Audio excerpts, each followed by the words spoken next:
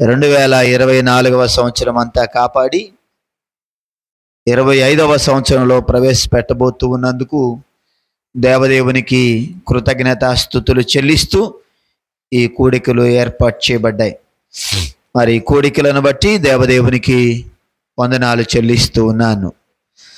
దేవుని బిడ్డలారా, చిన్న ప్రార్థన చేసుకుందాం.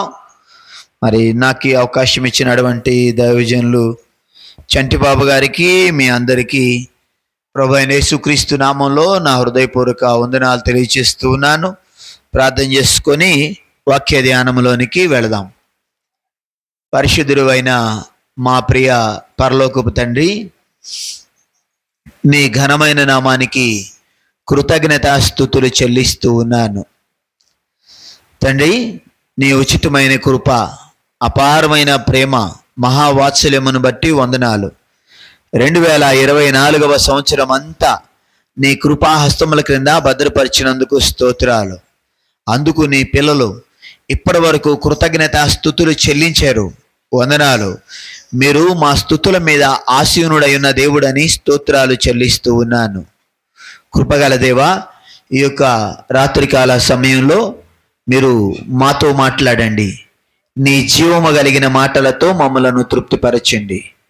ప్రతి హృదయాన్ని కదిలించండి.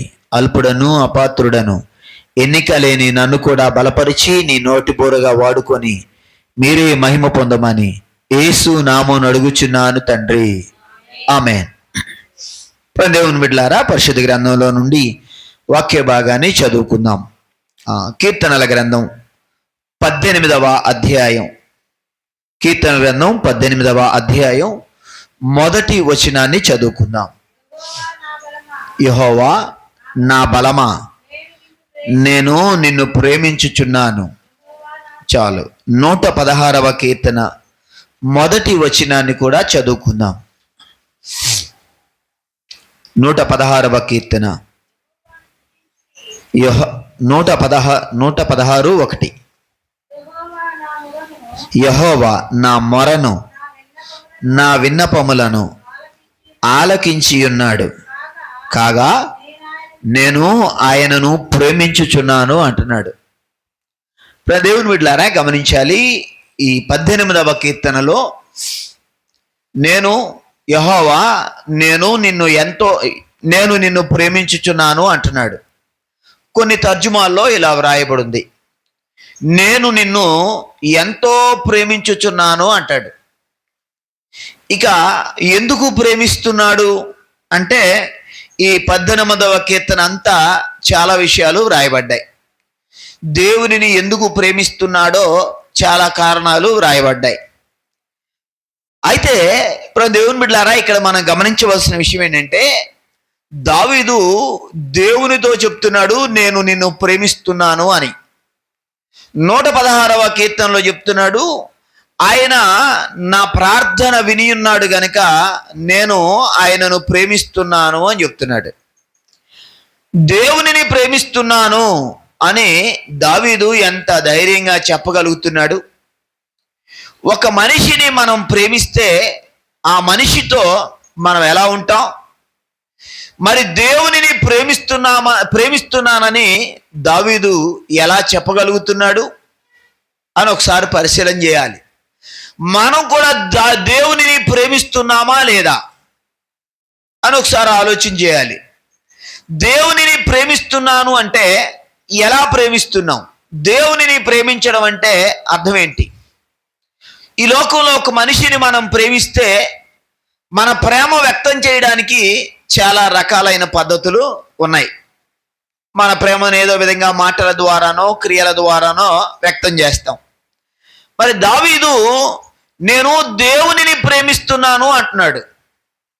మనం కూడా దేవునిని ప్రేమిస్తున్నామా లేదా అని ఒకసారి మనం పరిశీలన చేసుకుందాం. దేవుని బిడ్డలారా, దేవునిని ప్రేమించడం అంటే ఏంటి అంటే, యోహాను వ్రాసిన మొదటి పత్రిక 5వ అధ్యాయము 3వ వచనంలో ఆయన ఆజ్ఞలు గైకొనుటయే ఆయనను ప్రేమించుట అంటాడు. ఆయన ఆజ్ఞలు గైకొనడమే ఆయనను ప్రేమించడం.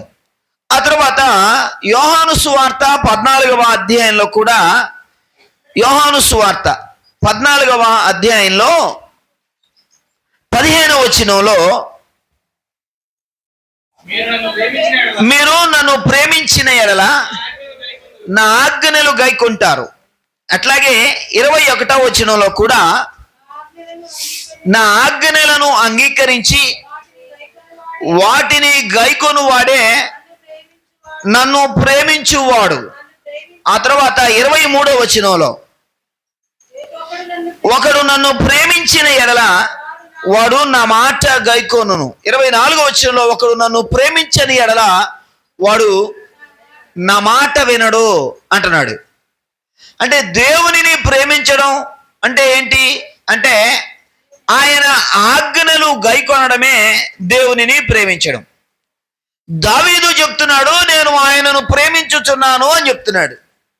దావీదు దేవునిని ప్రేమించాడా అంటే, ఆయన ఆజ్ఞలు గైకొన్నాడా అంటే, మనం రాజుల గ్రంథంలోను దినవృత్తాంతముల గ్రంథంలోను ఒక మాటను చాలాసార్లు చదువుతాం. ప్రతి రాజు గురించి, అంటే దేవుని యందు భయభక్తులు కలిగిన రాజుల గురించి చెప్పేటప్పుడు ఆయన ఇలా చెప్పాడు, అతడు తన పితరుడైన దావీదు వలె యెహోవా దృష్టికి యథార్థంగా నడుచుకున్నాడు.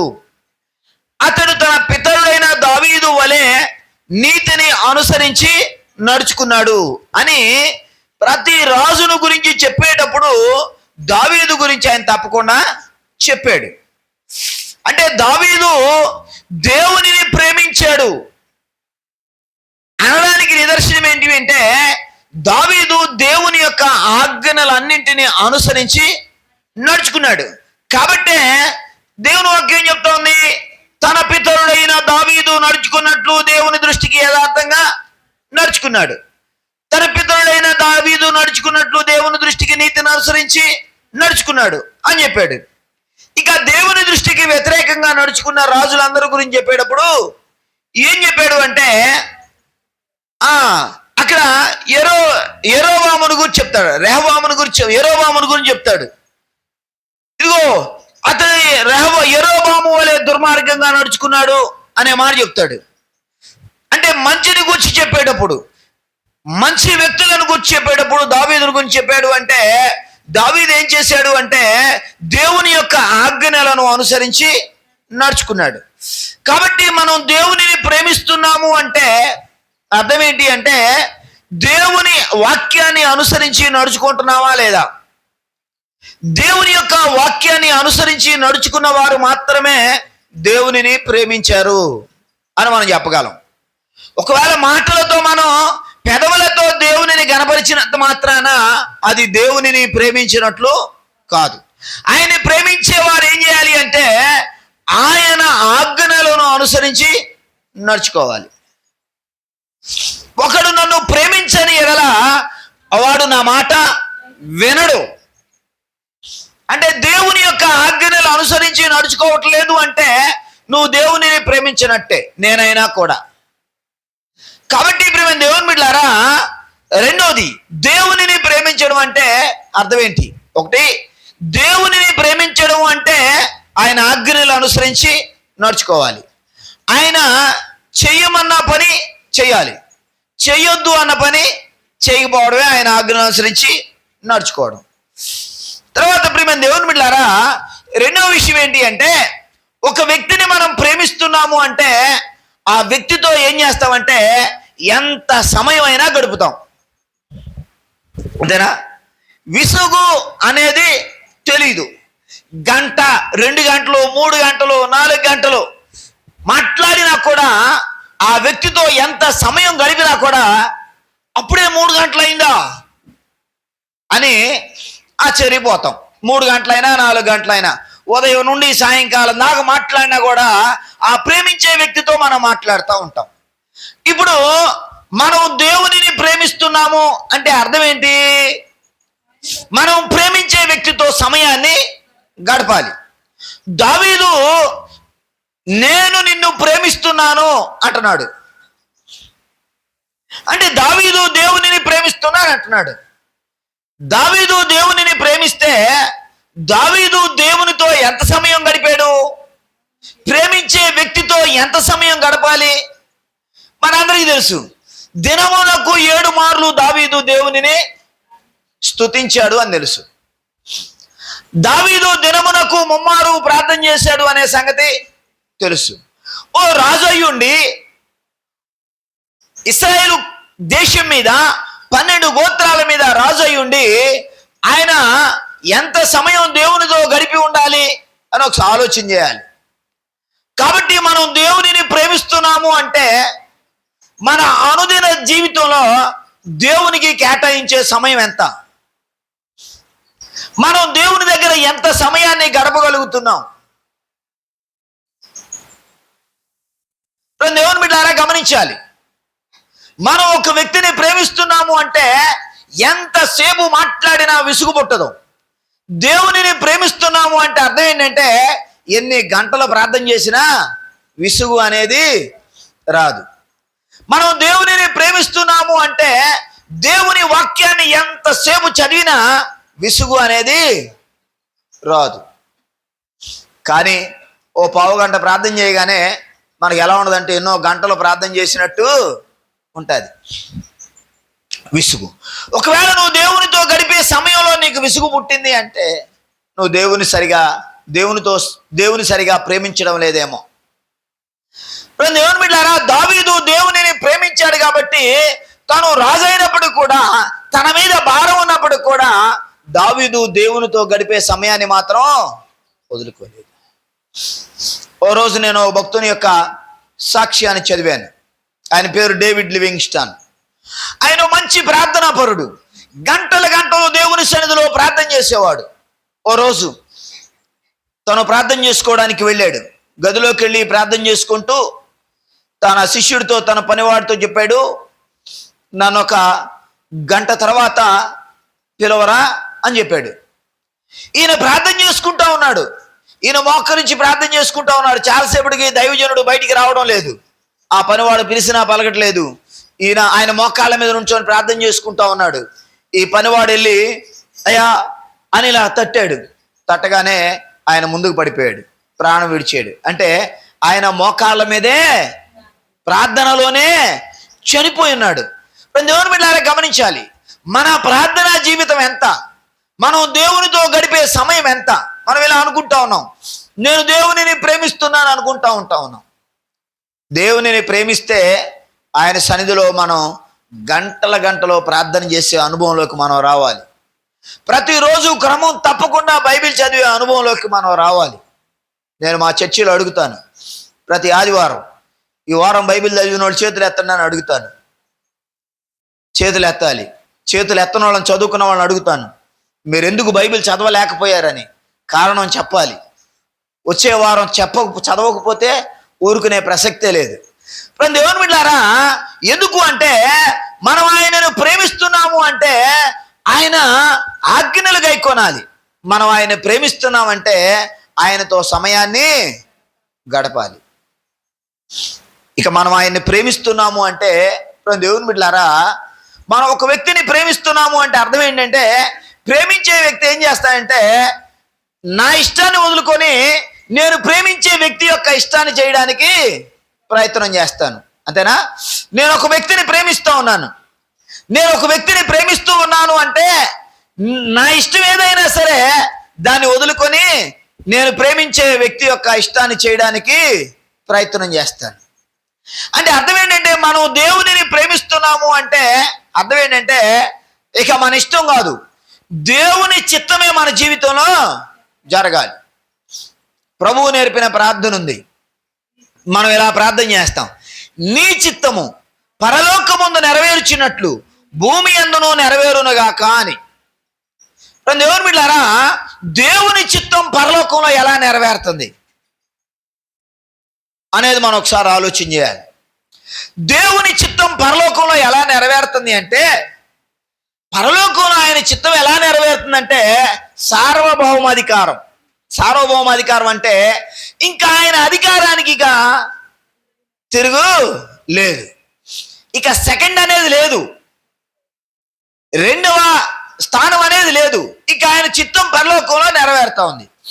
ఇప్పుడు మనం ప్రతిరోజు ఇలా ప్రార్థన చేస్తాం, ప్రభువా మీ చిత్తం పరలోకమందు నెరవేర్చినట్లు భూమి అందు కూడా నెరవేరాలి అని. మొదట దేవుని చిత్తం నీ జీవితంలో నెరవేరింది అనుకోండి, ఆ తర్వాత దేవుని చిత్తం నీ కుటుంబంలో నెరవేరిద్ది, అంతేనా? ఆ తర్వాత దేవుని చిత్తం నీ సంఘంలో నెరవేరిద్ది, దేవుని చిత్తం గ్రామంలో నెరవేరిద్ది. అసలు మొదట నీ జీవితంలోనే దేవుని చిత్తం నెరవేరకపోతే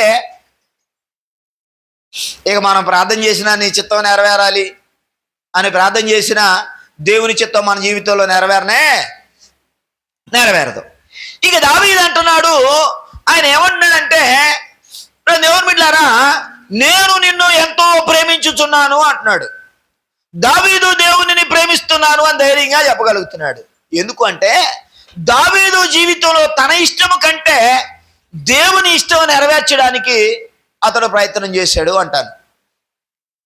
40వ కీర్తన 8వ వచనంలో, 40వ కీర్తన 8వ వచనం, నా దేవా నీ చిత్తము నెరవేర్చుట నాకు సంతోషం, నీ ధర్మశాస్త్రము నా ఆంతర్యములో ఉన్నది. ఇప్పుడు దేవుని బిడ్డలారా ఇక్కడ గమనిస్తా ఉన్నాం, దావీదు ఏమంటున్నాడు, దేవా నీ చిత్తము నెరవేర్చుట నాకు సంతోషం. అంటే దావీదు జీవితంలో ఏమి నెరవేరింది? దేవుని చిత్తము నెరవేరింది. కాబట్టే దేవుని చిత్తం నెరవేర్చడానికి దావీదు ఉన్నాడు. మనం సమూయేలు రాసిన మొదటి గ్రంథంలో మనందరికీ తెలుసు, మనందరూ ఆ మాట చాలాసార్లు వింటాం. అక్కడ ఆయన ఏమన్నాడంటే, సమూయేలు రాజైన సౌలు దగ్గరికి వచ్చి ఏం చెప్తున్నాడు? 11వ అధ్యాయం 14వ వచనం చదవండి. సమూయేలు రాసిన మొదటి గ్రంథం. యెహోవా నీ చిత్తానుసారం, యెహోవా తన చిత్తానుసారమైన మనసు గల ఒకనిని కనుగొని ఉన్నాడు. చాలు. దేవుని చిత్తానుసారమైన మనసు అంటే దేవుని ఇష్టాన్ని నెరవేర్చే మనసు దావీదుకి ఉంది. అలా దేవుని యొక్క మనసు ఎరిగిన వాడు దావీదు, దేవుని చిత్తాన్ని ఎరిగిన వాడు దావీదు. ఒక ఉదాహరణ చెప్తాను. దావీదు దేవుని యొక్క హృదయాన్ని ఎరిగిన వాడు అని ఎలా చెప్పగలుగుతున్నాం అంటే, దేవుడు తన మనసులో ఇలా అనుకున్నాడు అనుకోండి, అక్కడ రాయి ఉందనుకోండి, ఈ రాయి దావీదు తీసి అవతల పడేస్తే బాగుండు అని దేవుడు అనుకున్నాడు. ఆయన మనసులో అనుకుంటే దావీదు దాన్ని తీసి అవతల పడేసేవాడు. అంటే దేవుని మనసు ఎరిగిన వాడు, దేవుని చిత్తాన్ని ఎరిగిన వాడు, దేవుని చిత్తాన్ని చేసేవాడు. కాబట్టి దావీదు ఏం చెప్పగలుగుతున్నాడంటే, నేను నిన్ను ప్రేమిస్తున్నాను అంటున్నాడు. ప్రేమించే వ్యక్తికి ఏముండాలండి? ఇక నా ఇష్టం కాదు, దేవుని ఇష్టమే నా జీవితంలో జరగాలి. దావీదు జీవితంలో దేవుని చిత్తమే జరిగింది. ఇక మనందరికీ తెలుసు, దావీదు ఒక్క విషయంలో తప్ప అన్ని విషయాల్లో దేవునికి యథార్థంగా నడుచుకున్నాడు అనే సంగతి మనకు తెలుసు. అంటే ఇప్పుడు మేము దేవుని బిడ్డలారా, మనం కూడా దేవునిని ప్రేమిస్తున్నాము అంటే ఆయన చిత్తం మన జీవితంలో నెరవేరాలి. దేవుని చిత్తానికి ఇక మన ఇష్టమేమి లేదు, నా ఇష్టమేమి లేదు. దేవుడు ఎలా నడుచుకోమంటే ఆయనకి ఇష్టమైన పని చేయడమే మన పని. యేసుప్రభువు వారు మాట చెప్తారు యోహాను సువార్త 8వ అధ్యాయంలో. ఒకసారి చూద్దాం. యోహాను సువార్త 8వ అధ్యాయంలో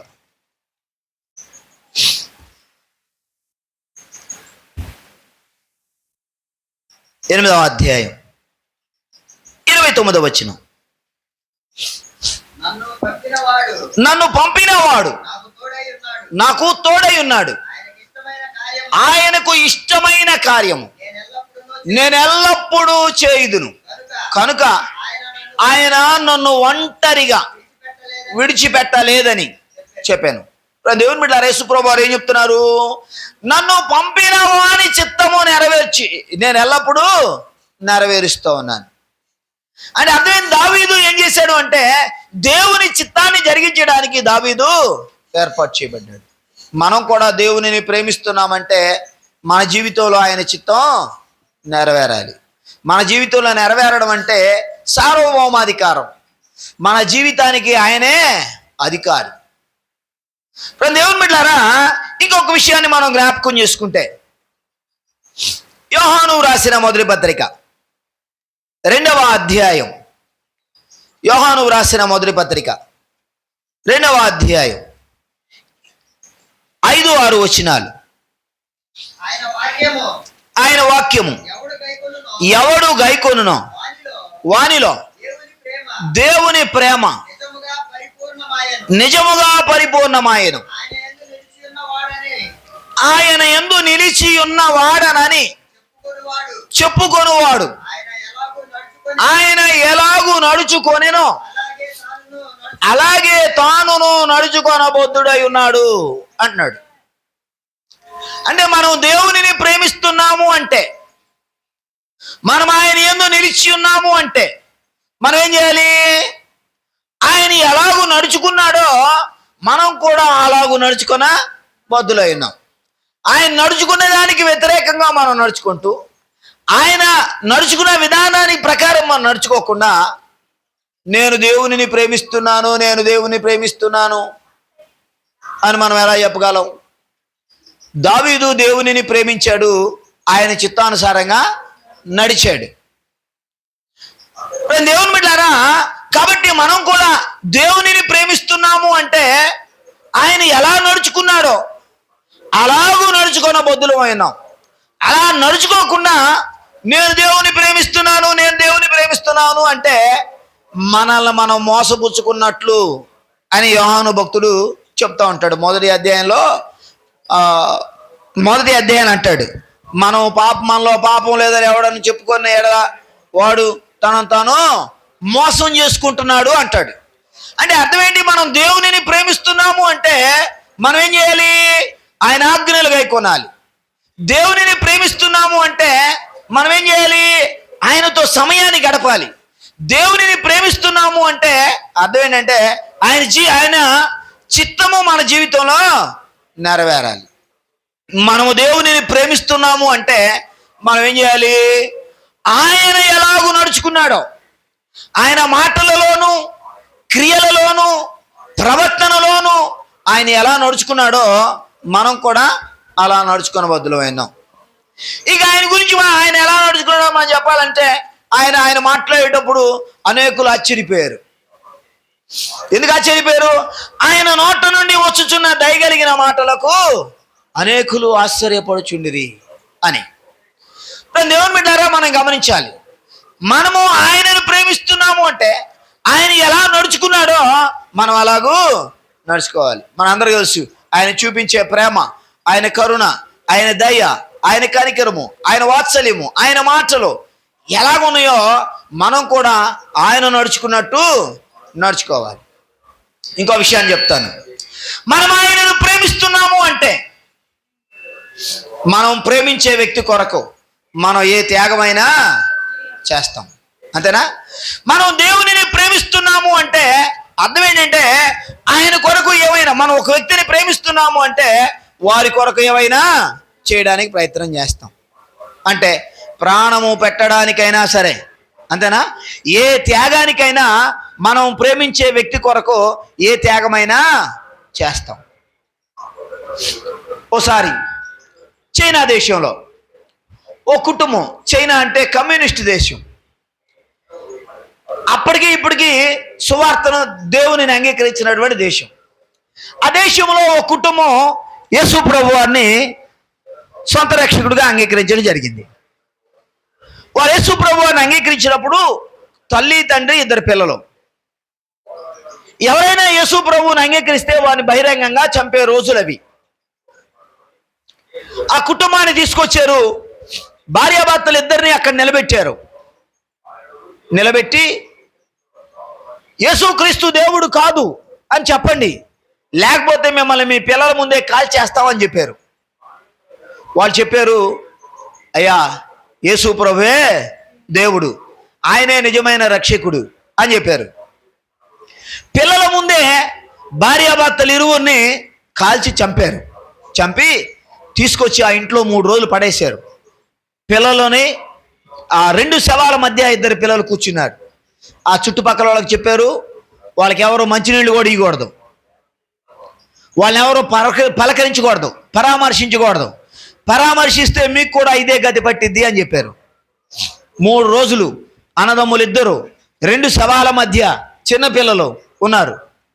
3 రోజుల తర్వాత వచ్చి ఈ పిల్లలిద్దరిని తీసుకెళ్ళి మీరైనా చెప్పండి రా, యేసు ప్రభు దేవుడు కాదని చెప్పండి, ఆయన రక్షకుడు కాదని చెప్పండి అని చెప్పారు. చెప్తే వాళ్ళు చెప్పారు కదా, యేసు ప్రభువే దేవుడు, ఆయనే రక్షకుడు అని చెప్పారు. అలా చెప్పిన తర్వాత వాళ్ళిద్దరికీ 2 గోతులు తీశారు, 2 గుంటలు తీశారు. మీరు కానీ యేసు ప్రభు దేవుడు అని చెప్తే మిమ్మల్ని ఇద్దరిని ఇక్కడ ప్రాణంతోనే పూర్తి చేస్తామని చెప్పారు. ఇక చిన్నవాడిని ఆ సమాధిలో పెట్టి పూర్తి చేస్తా ఉన్నారు. పెద్దవాడు దూరంగా ఉండి ఏడుస్తుంటే చిన్నోడు చెప్తున్నాడు కదా, రే అన్నయ్య, ఎందుకు నువ్వు ఏడుస్తావు? మనం ఏం మాట్లాడుకున్నాం? మనం చనిపోయినా యేసే రక్షకుడు అని చెప్పాలని మాట్లాడుకున్నాం కదా అంటున్నాడు. ఆ దూరం గుండా పిల్లవాడు చెప్తున్నాడు, నేను ఏడ్చేది నువ్వు చనిపోతున్నావు అని కాదురా, నాకంటే నువ్వు ముందుగా దేవుని దగ్గరికి వెళ్తున్నావని నేను ఏడుస్తున్నాను రా అని చెప్పారు. ఇప్పుడు దేవుని బిడ్డలారా గమనించాలి, మనం దేవునిని ప్రేమిస్తున్నాము అంటే దేవుని కొరకు ఏ త్యాగమైనా చేయడానికి సిద్ధంగా ఉండాలి. ఏ త్యాగమైనా అంటే ప్రస్తుతానికి మన దేశంలో, మన రాష్ట్రంలో, మన ప్రాంతంలో ప్రాణం చేసే త్యాగం లేకపోవచ్చు, కానీ ప్రాణం తీసేంత పరిస్థితులు లేకపోవచ్చు, కానీ దేవుని కొరకు మనం ఏం త్యాగం చేస్తున్నామో, ఏం త్యాగం చేయగలమో, మన సమయాన్ని, మన ధనాన్ని, మన జీవితాన్ని దేవుని కొరకు త్యాగం చేయగలుగుతున్నామో లేదో ఒకసారి పరిశీలన చేసుకోవాలి. ఓ రోజు కుటుంబ ప్రార్థనకి వెళ్ళాను, మా సంఘంలోనే. కుటుంబ ప్రార్థనకి వెళ్తే కుటుంబ ప్రార్థన అయిపోయిన తర్వాత ఆ అమ్మాయి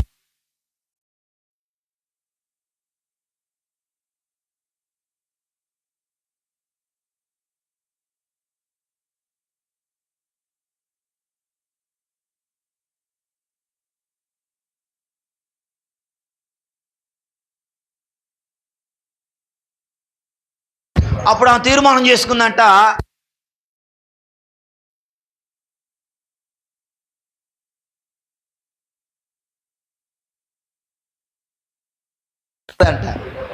ఇటువంటివి కాదు మనం దేవునికి త్యాగం చేసేది. మనం దేవునిని ప్రేమిస్తున్నాము అంటే దేవుని కోసం ఎంత సమయాన్ని గడపగలుగుతున్నాం, దేవునిని ప్రేమిస్తున్నాము అంటే దేవుని సన్నిధికి దేవుని పనికి ఏమి ఇవ్వగలం, ఇలా మనం పరిశీలన చేసుకోవాలి. దేవుని బిడ్డలారా, దావీదు ధైర్యంగా చెప్పగలుగుతున్నాడు, నేను దేవునిని ప్రేమిస్తున్నాను అంటున్నాడు.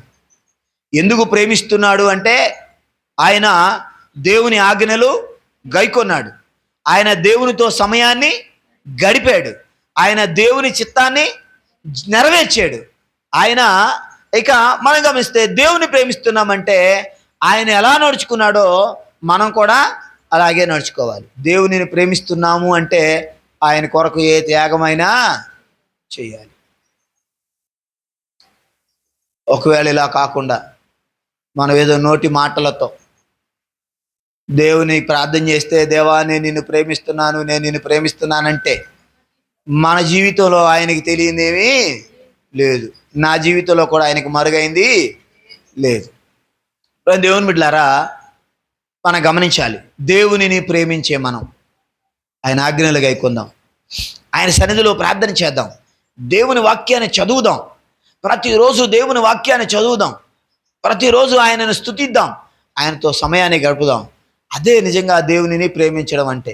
అలా కాకుండా ఆదివారమో, బుధవారమో, శనివారమో దేవుని మందిరానికి వచ్చి నేను నిన్ను ప్రేమిస్తున్నాను ప్రభువా, నేను నిన్ను ప్రేమిస్తున్నానంటే మనం దేవునిని ప్రేమించినట్లు కాదు. ఒక్కసారి మన హృదయాలను మనం పరిశీలన చేసుకుంటూ, పరీక్ష చేసుకుంటూ ఆయన వైపు చూద్దాం. మీతో పాటు నేను కూడా మనలో మనం ఒకసారి పరిశీలన చేసుకుందాం. మనం ఆయన ఆజ్ఞలు గైకుంటున్నామా లేదా? ఒకడు నన్ను ప్రేమించని ఎడల వాడు నా మాట వినడు.